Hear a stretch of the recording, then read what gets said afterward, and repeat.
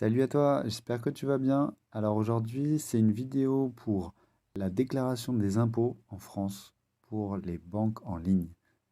Et oui, comme tu sais, il faut déclarer toutes ces banques en ligne qui viennent de l'étranger. Et on va aborder le sujet.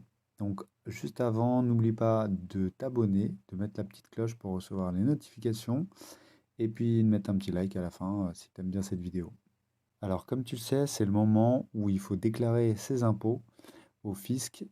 Et maintenant, d'après la loi, il faut déclarer tous ses comptes bancaires étrangers, c'est-à-dire hors France.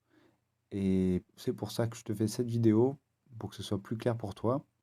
Donc, il y a beaucoup de banques en ligne, et beaucoup sont françaises. Par exemple, Fortuneo, Boursorama, Monabank. Donc, celles-ci, si tu les as, tu n'as rien à faire. Et si tu n'as pas encore de compte dans ces banques, n'hésite pas à prendre mes liens dans la description. Maintenant, pour les banques étrangères, il faut donc les déclarer. Et pour ça, je vais te montrer un article qui te permet de vite comprendre comment faire. D'ailleurs, je te mets l'article en description pour que tu suives en même temps.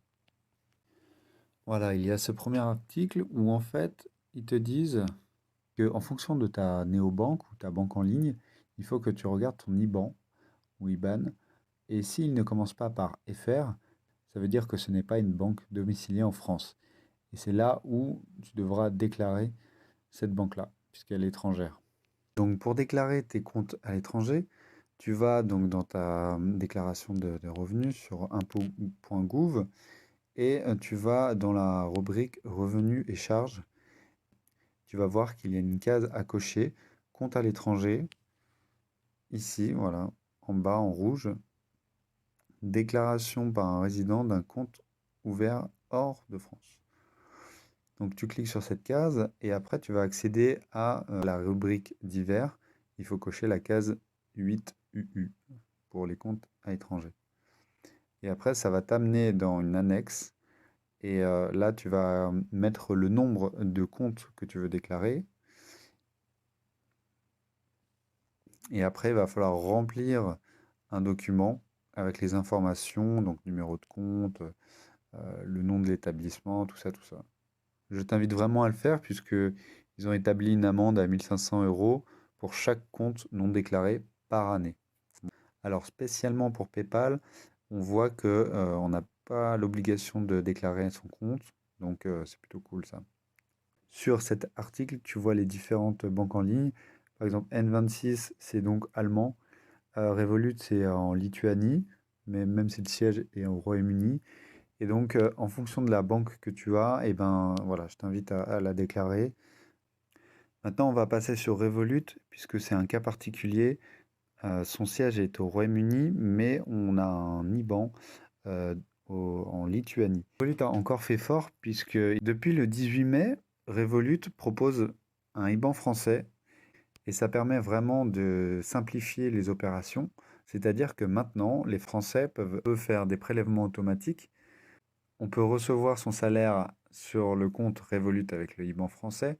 Donc maintenant, tout est possible. Et pour acquérir le IBAN français, c'est vraiment très simple. Là, je vous montre donc mon IBAN sur Swift. On voit bien que sur le IBAN, ça commence par LT. Donc ça, c'est Lituanie. Et je vais changer en direct avec vous. Je vais acquérir mon IBAN français. Donc j'appuie en bas sur Obtenir IBAN. Hop.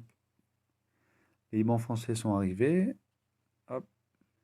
J'ai juste, j'ai juste à accepter les conditions générales. Et voilà.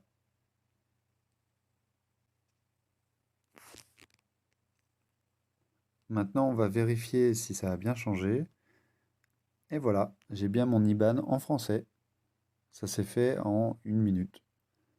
Je vous remets l'article concernant l'IBAN français sur Revolut, qui a été donc mis à disposition le 18 mai et qui permet de ne pas déclarer votre compte Revolut au fisc français.